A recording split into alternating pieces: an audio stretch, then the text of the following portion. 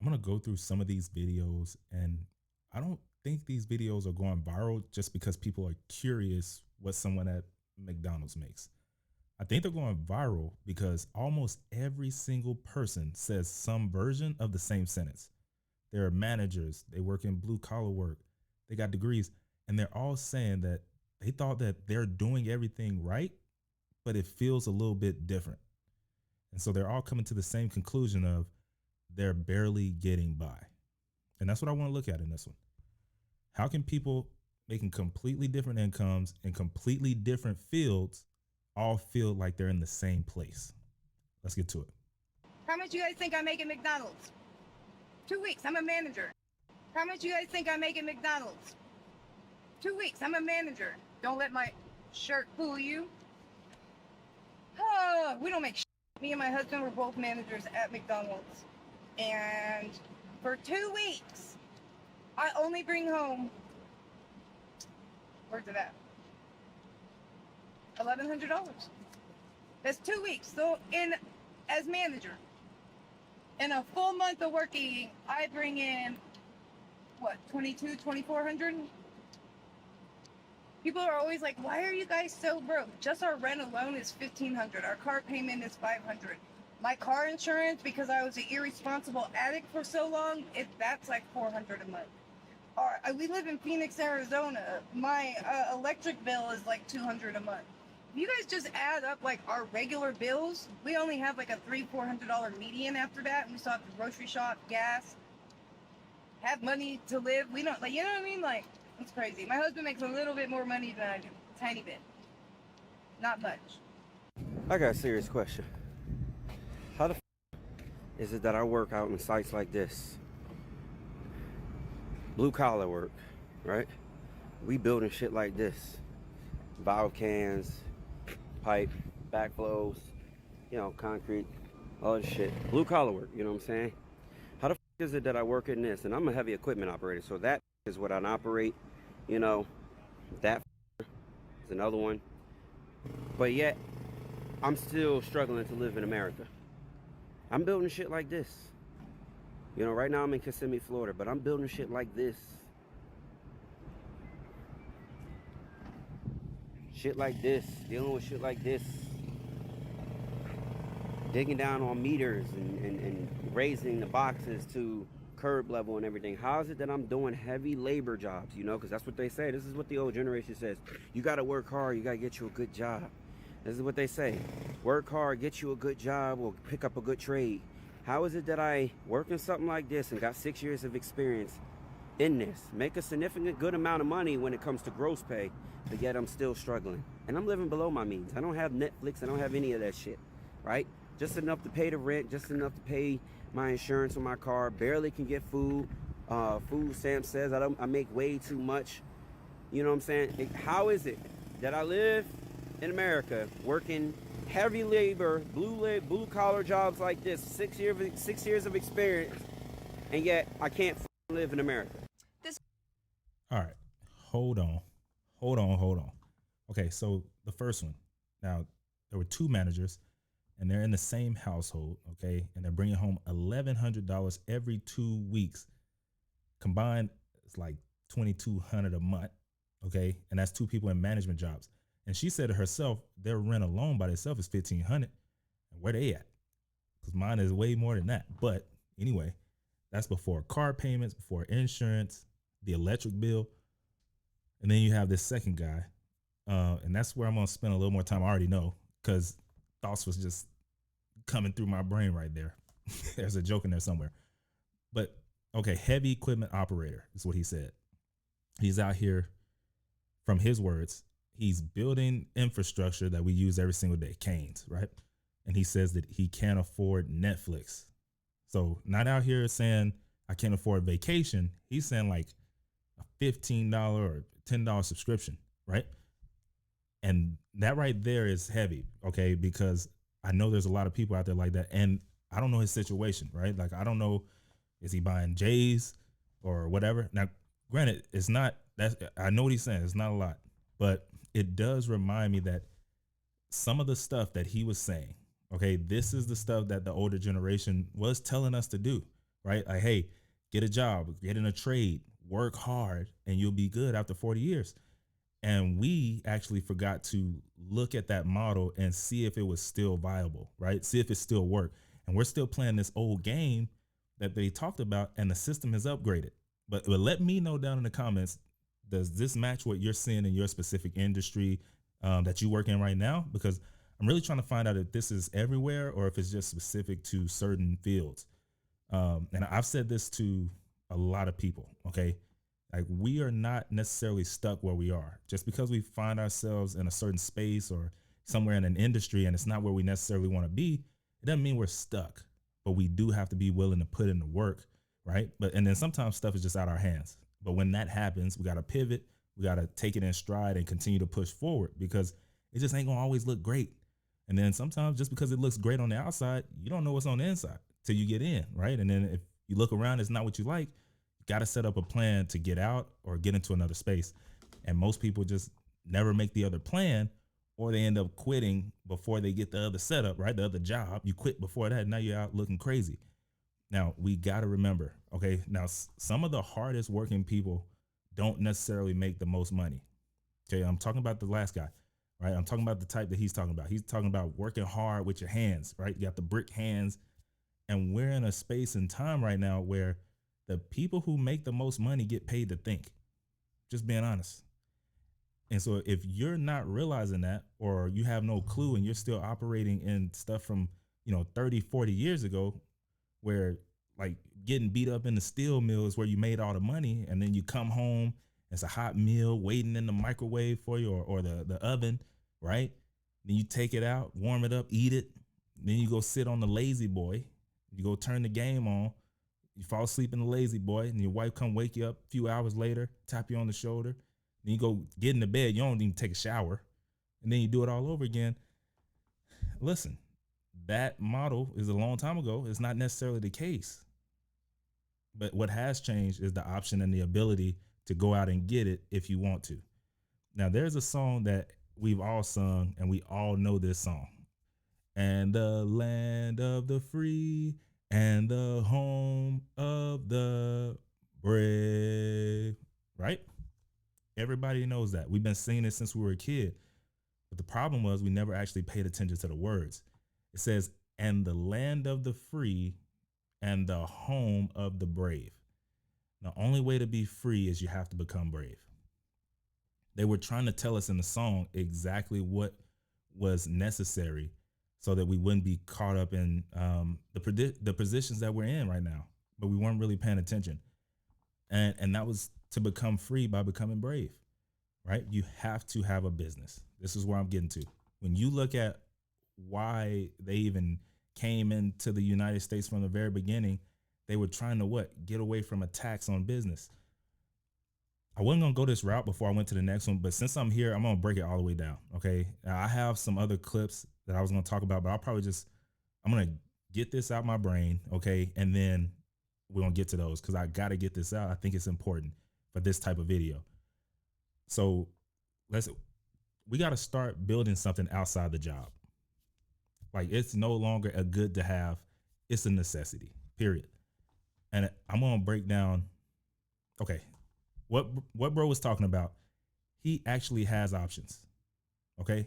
He doesn't only have to do that. Like, he could do what he's doing right now as a business outside of his job if he doesn't have anything in the contract or the paperwork saying that he can't, right? He can start a consultancy in what he's doing, or he can just get online and do content, my favorite, around what he does and how he does it and make money helping others.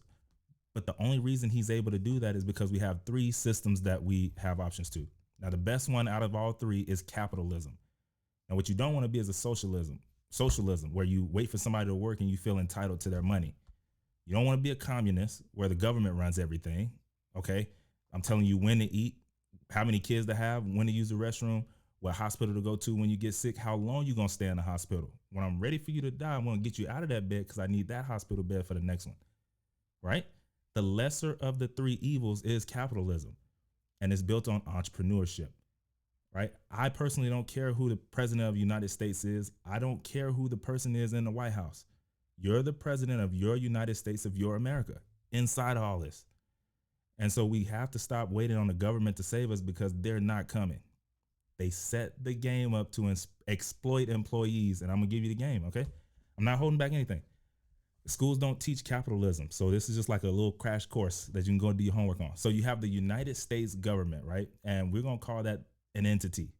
This is a corporation. It is a not-for-profit corporation, all right? Now it's incorporated. Washington, D.C. is the District of Columbia. It's not even part of the United States, all right? Like, you probably live there right now and you didn't even know it, but it's a corporation. Okay, so this is a business. 1600 Pennsylvania Street is a corporation. Now, your social security number is actually, it's you as a certificate. All right, this is your birth certificate. Is like a stock certificate. All right, they're making money on your birth. This is a part of their business. Your death certificate is business, and they take loans out against you, probably with other countries. But okay, so once you understand it, don't hate the player or the game, just play the game. And I'm telling you right now how it works. So the government is in control and it's a not-for-profit. How does the government make money? Tax dollars. Okay, your tax dollars funds the government. And I hope you're still with me. All right, I hope we understand that. Tax dollars take care of the government. Now that includes all the government employees' pay. Like, they can't make a profit because they're not for profit. So that means they have to spend the money. All right. So when that money comes in, the government has to spend it. And that's why they have like the $3,500 toilets in the White House, right? Because they can't save the money. They're a not for profit. All right. So then you have tax dollars coming in to the government to fund the government. Okay. The hospitals, the roads, all schools, you get it, right? We need that. But watch this. The next question is, if the tax dollars funds the government, where do the tax dollars come from? Employees. So why would I ever let you free as a employee slave if I need you to work for me to tax your paycheck to keep the lights on at the White House? Why would I teach capitalism to you? I'm going to exploit you. Okay? So you have people who say, why does the rich keep getting richer? It's because the government has a deal with entrepreneurs. Hey, Trey, you're a part of the greatest country in the whole world. And Trey, you want to be a business owner? Great. You can sell oranges on the corner. We don't care. We like that. We're not going to tax you because you're an owner. We don't tax owners because owners are our friends. We want you to make $1 million a year as an owner. You know why? Because at your restaurant that you own, you can employ 50 employees. And we're going to take a piece of their paycheck every single week, right? And you're going to help me collect it, right? Right on. Okay. So the government needs tax dollars. You're going to get rich as the owner. We're not going to bother you. You got 50 employees.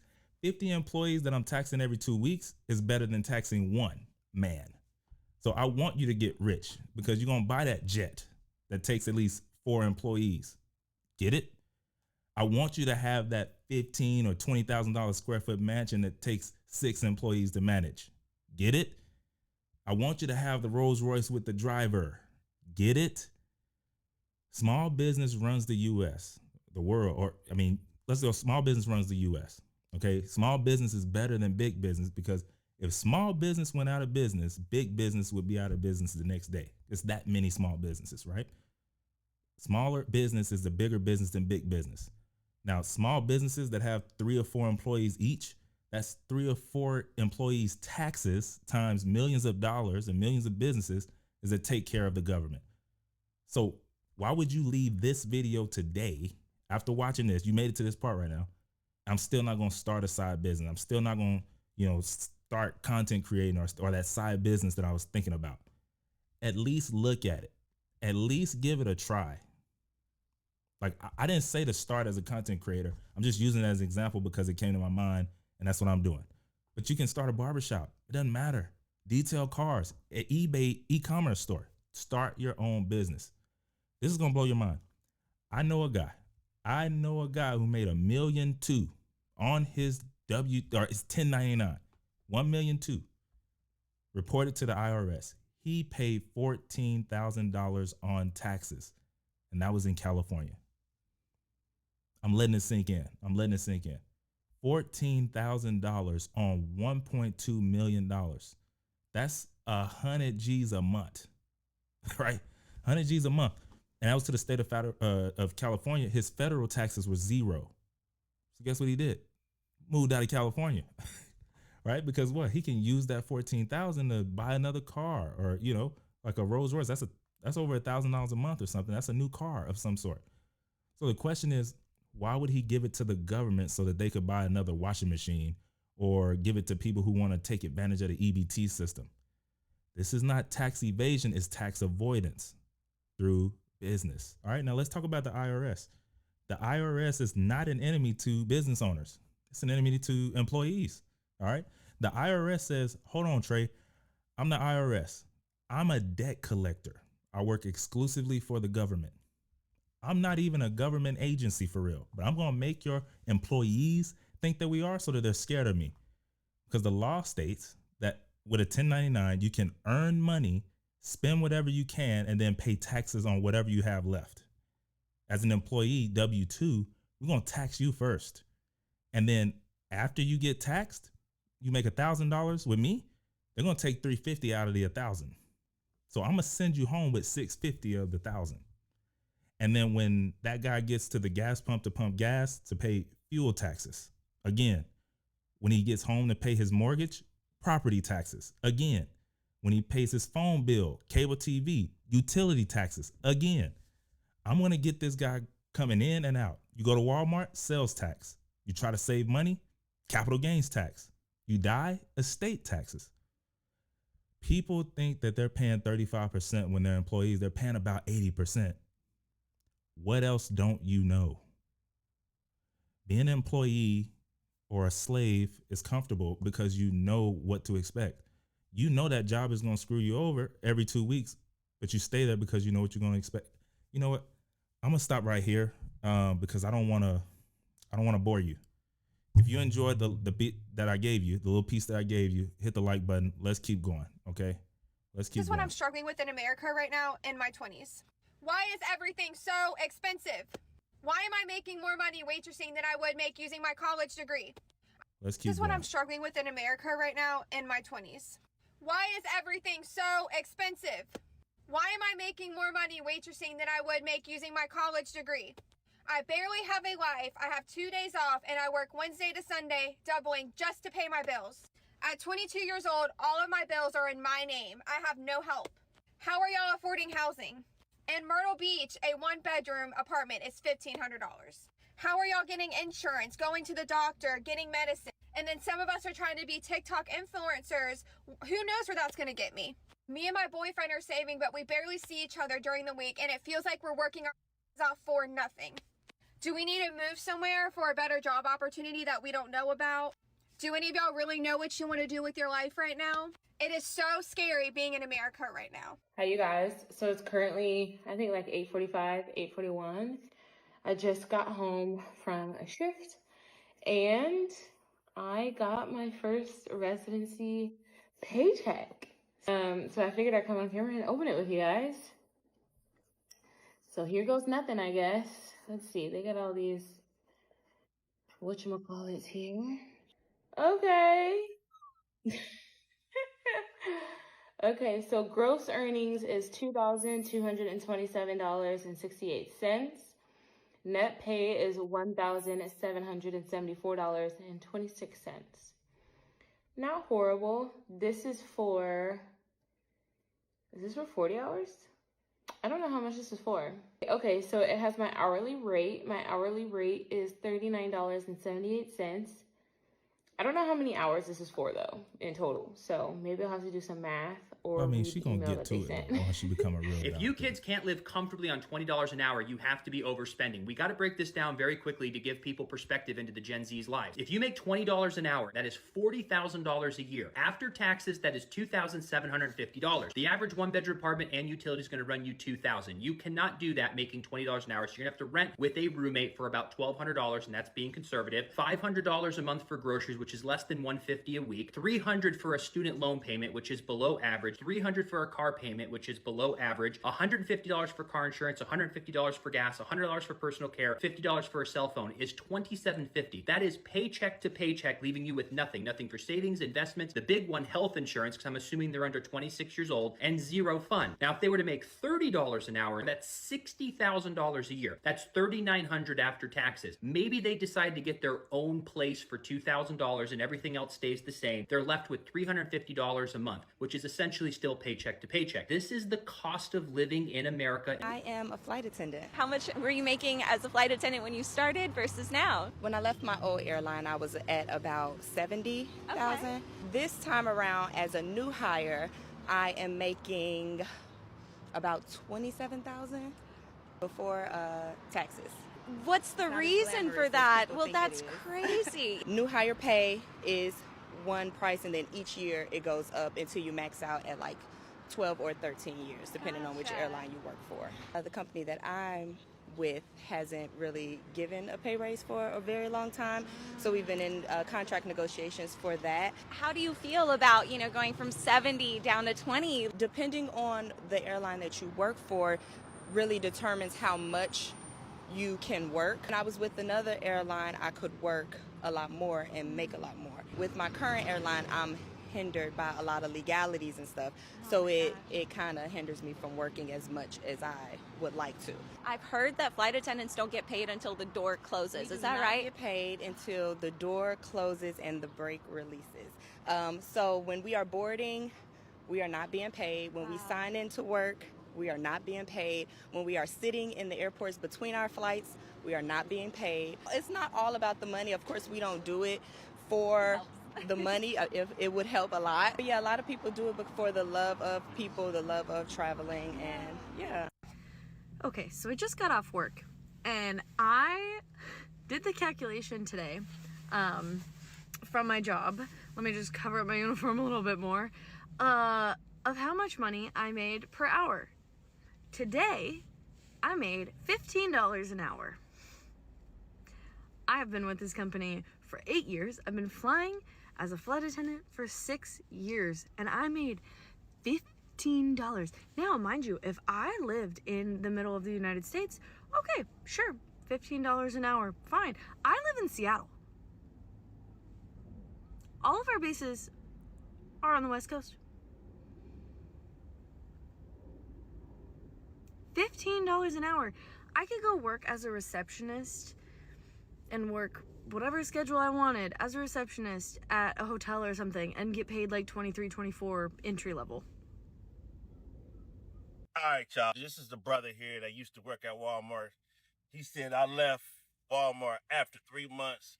My checks never had made it past $1,500 bi-week. That's terrible. That's terrible. I'm sorry the brother had to go through that. That's similar. That reminds me when I first moved down to Charlotte, I had got on with Walmart. I had got on with Carvana.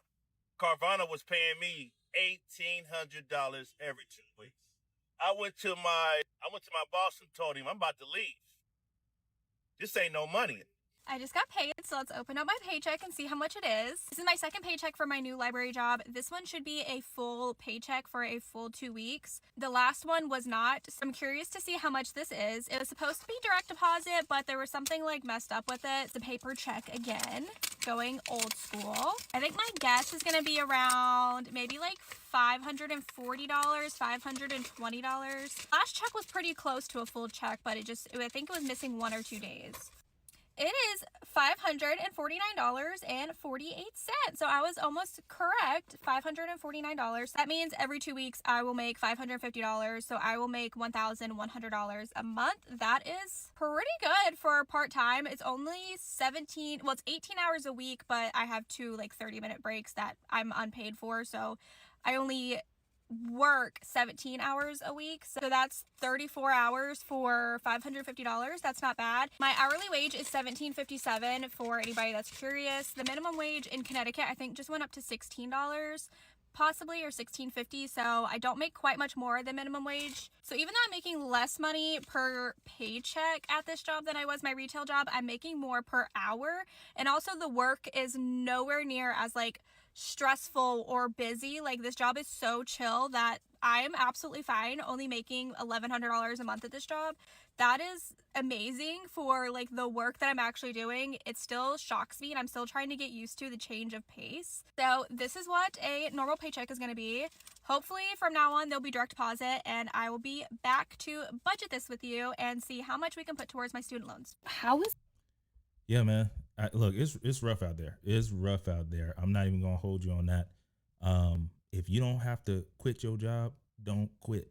Please don't quit. Let them fire you or something, but don't quit because it's rough. You should also look into starting a side business or something. Even if it's going well at your job, great. Start something on the side so you can pay less on taxes, or so you can put that towards taxes or like student loans or something. I don't know. I'm not gonna pretend I have it all figured out. I don't. But watching people show their real paychecks and be honest about it, it does take guts to do that because nobody knows. And I think it probably should happen more. Now, business owners don't think that. That's a whole different story. It's a lot harder when you're looking at the real numbers and seeing what's going on out here. So shout out to everybody in these videos. I'll try and put their stuff at the bottom. Go ahead and like the video so that it can get good for the algorithm. Go ahead and like this video so that it can get into the algorithm, and subscribe to the channel as well. We're going to keep watching these things, man. But listen, it's rough. It's rough. How is everyone affording life? Real question. How are you guys doing it? Because my daycare costs the same as our mortgage, which is just wild to me. And I had a crash out earlier today just about how like really expensive everything really truly is. And I just don't know how you guys are doing it. So I have a corporate 6-figure job. I should be able to afford life. We're not doing anything wrong. Just life is expensive. And I'm the breadwinner in my household. There's this like constant stress, like hanging over my head all the time of you got to make more to provide for your family, especially in this day and age. And it's wild because at the same time, I'm stuck in these corporate handcuffs and I am going through burnout. I don't want to continue doing this. I have like the mental load, hanging over my head. I'm trying to be a good mom, let alone like a good wife, daughter, sister, friend, which I'm feeling at all of those things, I feel like. Not to be in y'all's business or anything, but how much money do y'all make an hour? How much money do y'all make? I just seen this video of this girl. She was like, in this type of economy, there's no way I'm showing up to nobody's job to make less than $15 an hour on a lower scale. That's like on a terrible scale. And one thing about life, yes, people have to be more grateful. We have to do a better job at being thankful for what we already have. But let me tell you something. You know how brutal that is? Nobody wants to show up to a job and work like 40 hours, and half the time if you're making that type of money, you have to work well over 40 hours for it to even make sense, because if not, the whole check is going to taxes. And it's crazy because when you don't raise minimum wage, but you have jobs that'll pay you $4 or $5 over the minimum wage, when the minimum wage is already like sinking. When you think of an ocean, like the minimum wage is already underwater. You're dead at that point. But to pay somebody like $4 or $5 right over the minimum wage just so that they can be able to say they don't make minimum wage is crazy work in this type of economy. Everybody can't make 6 figures a year. Everybody can't make over 100, 2, 3, 4, 500,000 making that type of money with these types of jobs. But what I do know is to not be able to make the bare minimum, you ain't seeing no extra money out your check. And matter of fact, the only way that you can even see some of your check is if you don't pay no bills. You would have to live off of somebody else. What if I were to tell you that the United States is a second-rate country that is LARPing as a first-world country? This is a list of the hours needed to escape poverty living on minimum wage. Yes, there's people that make more than minimum wage. Yes, not everybody makes this, but just look at this and like compare it to what kind of life we live here. Japan, you need 11 hours. United Kingdom, 23. France, 26. Like going up to the higher tier, you're looking at 44 in Canada. So you might have to work a little bit of overtime every single week. But United States, you need 90 hours. 90 hours of minimum wage work just to escape poverty. Mind you, the poverty line is not that high. I think the poverty line is like $30,000 a year, which I don't even see how the poverty line is like that low, because really, I think if you're making anything less than 40 or 50 anywhere in the United States, you can't really afford a 1-bedroom apartment. And in some places like where I live in the Bay Area, you're talking about probably needing like $50, $60 an hour just to afford a a 2-bedroom place, a 1-bedroom place, like comfortably, you cannot tell me that this is the land of the free, that this is the American dream. Like, because whose dream is it to work 2.5 jobs a week? Quick question to any Americans, between the ages of 35 to 45, especially if you have kids, but even if you don't, how are we affording things? How are you affording anything? And houses and cars, that's not really what I'm talking, but yeah, that. I mean more like how are you affording gas and groceries and healthcare and utilities and all the other 900 subscriptions that are required to live these days? How are you doing that? I'm assuming you all also are not you're not taking any vacations, and you've like us have just you've cut out the coffee and the Target shopping and the activities for the kids as much as you can. You've taken away. You've gotten rid of pretty much anything fun. Like, you're not having any more fun. Assuming you're also doing that, how are you living? If you have any tips or tricks, just go ahead and drop them in the comments.